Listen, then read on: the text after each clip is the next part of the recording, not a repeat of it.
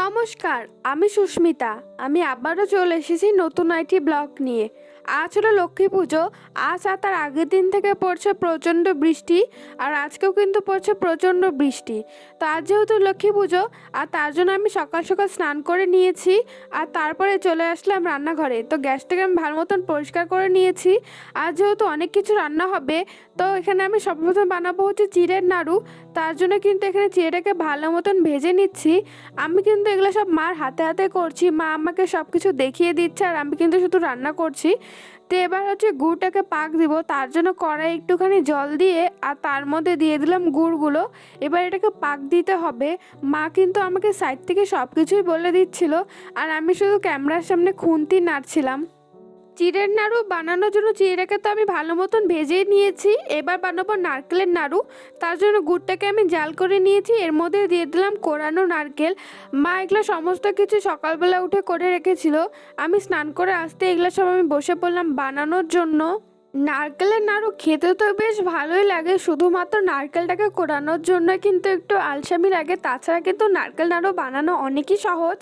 তো আমি তো স্নান দান করে নিয়েছি, এখন বাজে প্রায় হচ্ছে 12টার মতন। এখন থেকে কিন্তু আমি সমস্ত কিছু করতে শুরু করে দিয়েছি। যেহেতু আমি ভিডিও করছি আর তার সাথে সাথে রান্নাও করছি, তার জন্য কিন্তু অনেকটা বেশি সময় লাগে। নর্মালি দেখবে যখন তুমি একটা কাজ করবে যেটা অনেক তাড়াতাড়ি হবে, আর যদি ওটা সেটা ভিডিও করে করো, সেটা করতে কিন্তু আরেকটু বেশি টাইম লাগবে। আমি ওদিকে সমস্ত কিছু পাক দিয়ে দিচ্ছিলাম, আর মা কিন্তু সমস্ত কিছু হচ্ছে করছিল। তো এবার বানাবো আমি চিড়ের নাড়ুটা। তার জন্যই কিন্তু আমি গুড়টাকে জাল দিয়ে নিয়েছি, আর তারপরে যে চিড়েটাকে আমি ভেজে রেখেছিলাম তো সেটাও দিয়ে দিলাম। তো এটা না আমি একা একা পারছিলাম না, তাই মাকে বললাম উপর দিয়ে দিয়ে দিতে। যেহেতু গুড়ের সাথে ভালো মতন তাড়াতাড়ি মিশাতে হয়, তাই আমি একা একা পারছিলাম না। মা উপর দিয়ে দিয়ে দিল, আমি তাড়াতাড়ি মিশিয়ে নিলাম। তো এবার হচ্ছে আমি বানাবো সুজি। আমি এদিকে সুজি বানাচ্ছি, আর মা কিন্তু যে আমি চিড়ের নাড়ুটা পাক দিয়ে রেখেছিলাম সেটা এখানে গোল গোল করছে। আর একটা পাশের বাড়ি জেঠু এসেছিলো, তো আমরা তিনজন মিলে গল্প করছি আর সাথে সাথে কিন্তু কাজও করছি। তার জেঠিটা বলছিল, তুই রান্না করছিস আর ভিডিও করছিস? আমি বললাম হ্যাঁ। তো মায়ের দিকে চিড়ের নাড়ুগুলো সবগুলো বানিয়ে নিচ্ছে, আর আমি বানাবো সুজি।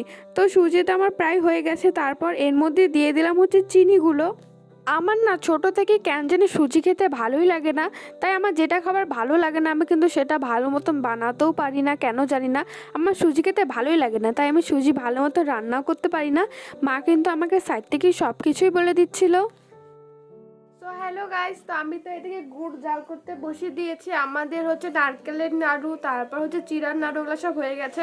এখন খইয়েরটা বানাবো, তার জন্য মা হচ্ছে এদিকে খই বাজতেছে। কিছু বলো মা। কই বাজবে, তারপর বাকি কথা হবে। আমি এদিকে হচ্ছে এই যে গুড় জাল করতে বসিয়ে দিয়েছি, আর মা ওদিকে খই বাজতেছে। প্রথমে না আমাদের না মুড়ির মোয়া বানানোর কোনো কথাই ছিল না, কিন্তু শেষমেশ ভাবলাম এত কিছু যেহেতু করছি তাহলে মুড়ির মোয়াটাও বানিয়ে নিই।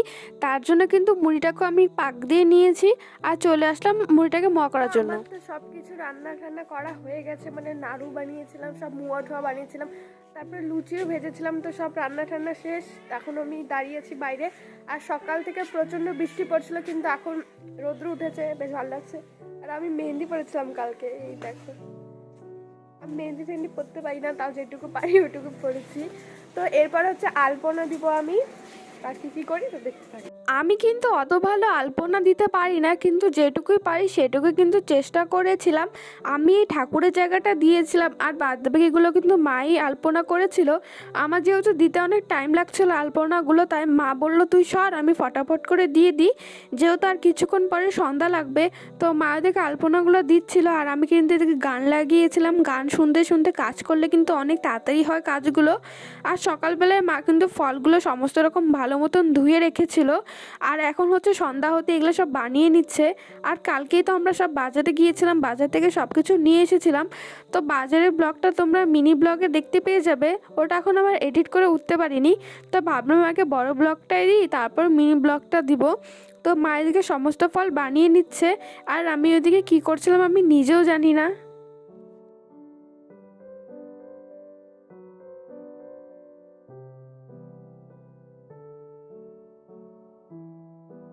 মার ওদিকে সমস্ত কিছু হয়ে গেলে আমি চলে আসলাম ধূপ আর হচ্ছে প্রদীপ জ্বালানোর জন্য।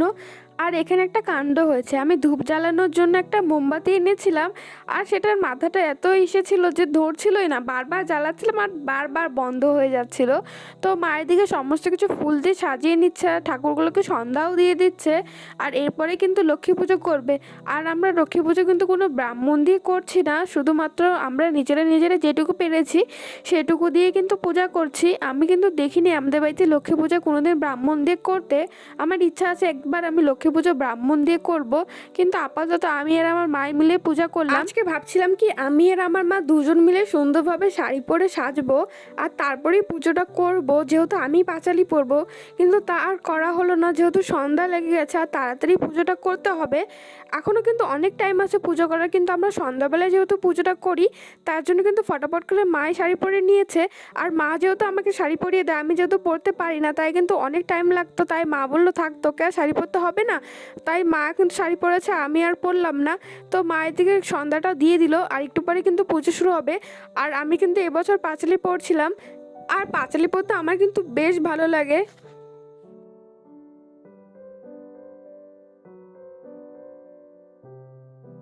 পাঁচালি পড়া শেষ করে খানিকক্ষণ বাদে কিন্তু আমি আবারও চলে এসেছি ঠাকুর ঘরে। মা যেহেতু উপোস ছিল সারাদিন, তাই মা ওদিকে রান্না করছে। আর মা বললো চালকলাটা তুই মেখে নে আর প্রসাদগুলো সবাইকে দিয়ে দে। তার জন্য এদিকে আমি চালকলাগুলো মাখছিলাম।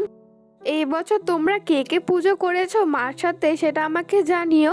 আমি তো প্রায় কয়েক বছর থেকে করছি, তো আমি তো আগে ব্লগিং করতাম না, এখন করি, তাই কিন্তু তোমাদের সাথেও শেয়ার করলাম। আমি কিন্তু অনেকদিন আগে থেকেই ভেবেছিলাম যে লক্ষ্মী পুজোর ভিডিও তোমাদের সাথে শেয়ার করব।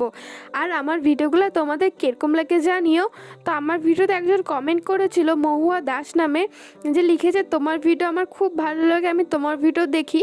তো থ্যাংক ইউ তোমাকে আমার ভিডিও দেখার জন্য। তো দেখো এইদিকে আমার চালকলা মাখা রেডি।